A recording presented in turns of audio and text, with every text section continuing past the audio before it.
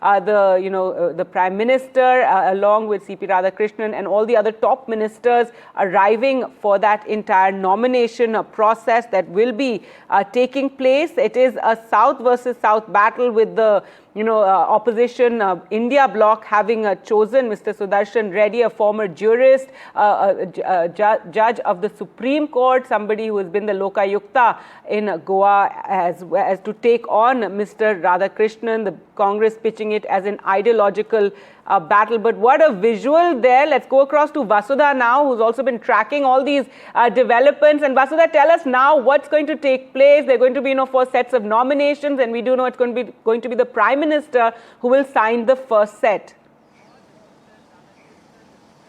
That's right, Gargi. In fact, the visuals speak for themselves. In fact, before proceeding to the nomination process, C.P. Radhakrishnan did a wonderful thing. He went to Prerna Sthal, which is inside the Parliament complex, where he paid his tributes to all the icons of the country, from Maharana Pratap to Birsa Munda to B.R. Ambedkar to Mahatma Gandhi. And from there, of course, he has proceeded for the nomination process. In fact, he went to the Prime Minister's chambers. He sought giving in that first paper. Vasudha, sorry to interrupt.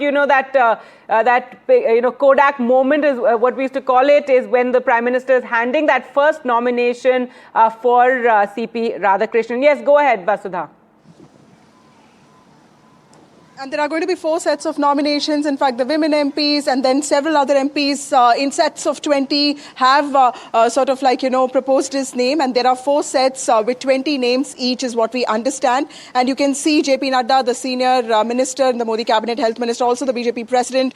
You can see Rajnath Singh, the Raksha Mantri, also Amit Shah, the home minister, Nitin Gadkari also sitting there. And he, of course, is, the transport minister. So clearly, and C.P. Radhakrishnan, an old timer. In fact, yesterday, Prime Minister said this one thing, Gargi, that, we've been friends since we had black hair, a friend for 40 years is what he said. He also said that C.P. Radhakrishnan is known to not play games in politics, which a lot of us thought was a snide remark at Jagdeep Dhankar, the vice president who resigned a few days ago. And it's his resignation that has really prompted and propelled this whole process. Now, I also feel that 2024 Lok Sabha elections have an impact on the way BJP is thinking right now, because it wants to ensure that it gives its disciplined organizational karyakartas a chance and opportunity at the highest levels. And more importantly, when it comes to the Congress party, they also believe that someone who stands for the constitution, someone who has had a public career when it comes to defending human rights, would be their best bet as the vice presidential candidate. So clearly, not a war of numbers, but a battle of optics. And the NDA leading today with those visuals with C.P. Radhakrishnan all set to file his nomination. All right, we're also joined by V. Raghav joining us as this nomination process is taking place. And Veera, this vice presidential election right now, the nomination taking place, the Prime Minister handing over that first set, but it's turned out to be quite the South versus South battle. That's right, Gargi. Just to stay with the pictures at the moment, just to take you through C.P. Radhakrishnan, as Vasudha was pointing out, 98 and 99, 2 times that the BJP had an alliance, once with the AIDMK in 98 and 99 with the DMK. He'd won from the Coimbatore seat.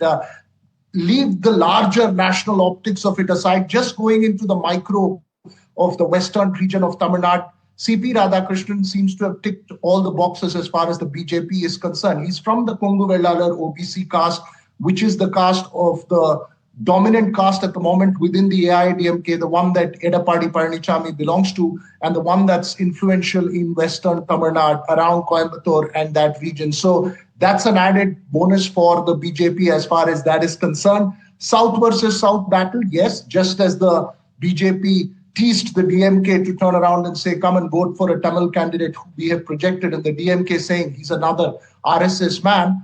The India bloc, of course, fielding a Telugu candidate and trying to tease the TDP and other Telugu parties. But leave that as far aside. It's a larger national optics that needs to be taken into consideration here. One where the opposition's projecting a retired Supreme Court judge versus C.P. Radhakrishnan, who is known to be a ideologically consistent man as far as the BJP and RSS is concerned. As Vasudha was pointing out, it's important to note that these are people who have been long-timers with the BJP, RSS, known for discipline, known for not speaking out of line, known for accepting the party decision and just, going along with whichever way the party goes and what he believes is the best for the party, following that discipline, whatever disagreements will be at the internal level. So someone who's sort of been with several sections of the party through the many decades, and the impression is of one who maintains that kind of a discipline. All right, Veera, thanks so much for joining us with that. And let's introduce our guests now. We have with us Aarti Jairat, senior journalist, Manisha Priyam, political analyst, and R.K. Upadhyay, a senior journalist, joining us, and my colleague Padmaja also with us. But before we go to the guests, let's just go back to Vasudha for more. Vasudha, yes, over to you, Vasudha. Well, the optics, Gargi, show a very interesting picture because on both sides of the table, you see the alliance partners sitting. Jayant Chaudhary of the RLD with 2 MPs also sitting there. You see Ramdas Athavale, who's also, belongs to a small party, but yes, he's an important ally. Praful Patel of NCP, led by Ajit Pawar, sitting there. Sanjay Jha, very important MP and very important person because he's also the working president of the JDU. Considering that elections are coming up in Bihar in the next 2-3 months, 12 MPs, he's also there.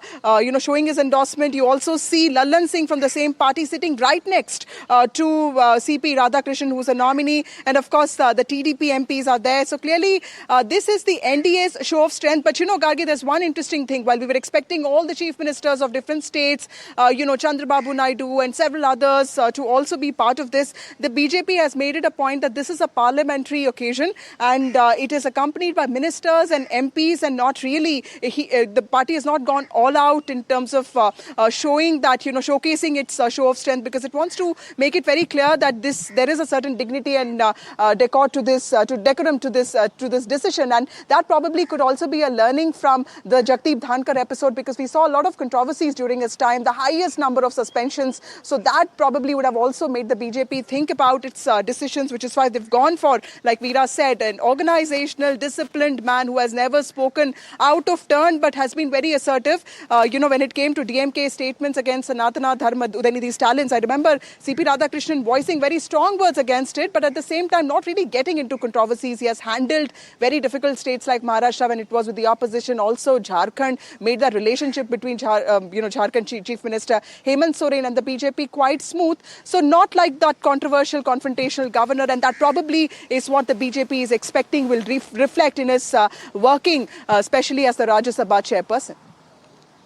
All right. Thanks so much for that, Vasudha. And yes, quite the optics there with, all the NDA leaders also from Parliament lined up as the nomination process taking place. 20 proposers, 20 supporters, and all the leaders and, ministers also in that room as the nomination is taking place. Let's go across to Padmaja now for more. And Padmaja, yes, quite, the show of strength by the NDA as Vasudha was describing it. Show of strength, and the buzzword today seems to be about discipline, given the rather acrimonious exit of Mr. Dhankar, the fact that the RSS background, the disciplined lifestyle of Mr. Radhakrishnan has been underlined again and again. Let me take this across to our guests as well, Vasudha, Gargi and Veera, please stay with us. Manisha Priyam, today NDA out there in full force, despite the fact that there was some effort to try and say, look, here we have a Tamil versus Telugu candidate, one from the NDA, the other from the India Alliance. But no one in the NDA has budged. Do you see anything at all changing vis-a-vis INDI bloc? Because there are some rumblings there from parties like the TMC for one, as well as Aam Aadmi Party. Manisha Priyam. So I think there are 2-3 very significant political conclusions from this event.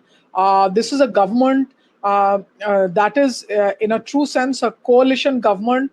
Now, till the time that the BJP had its absolute majority in the past 2 terms, they relied on an outsider, not an RSS member, but somebody from the outside, Jagdeep Dhankar, to be the vice president. Now, when they need the support of other parties in a coalition, they've decided to go completely hardline ideological, and that they've been able to persuade their allies to go that way means a lot. And I would say that yes, there are other allies in the room, but the presence of Lallan Singh and Chirag to the side of the vice presidential candidate of the NDA tells us a lot. it tells us that the BJP very clearly now has ideological allies amongst those who are alliance partners. It's also the death of the broader rubric of socialism and Samajwad, etc., based on which the JDU and Ramvilas Paswan, Nitish Kumar and Ramvilas Paswan both would claim their political lineage. So I would say a rightward shift of socialism in a very large North Indian state, number one.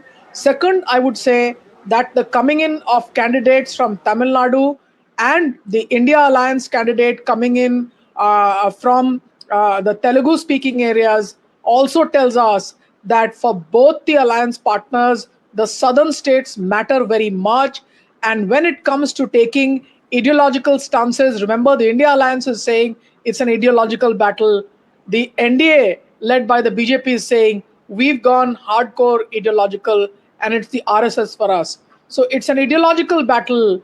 And in India's democracy, it's a poignant moment when ideological underscoring by both alliance partners is being done in the southern states. And I would say Veera's point about the community that Radhakrishnan belongs to is extremely important.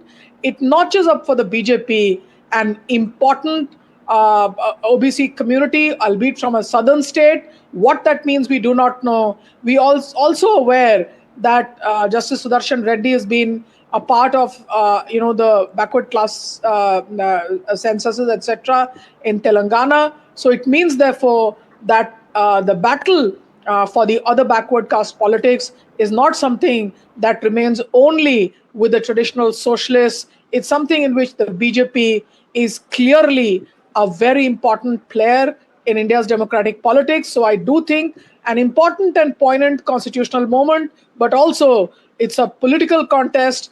Of course, we know who will win. Of course, we know the NDA has the numbers, but both sides poised up. And I would say, as far as Bihar is concerned, important national lessons from what we see in that Kodak moment. It's not a frame alone where the Prime Minister gave in the papers.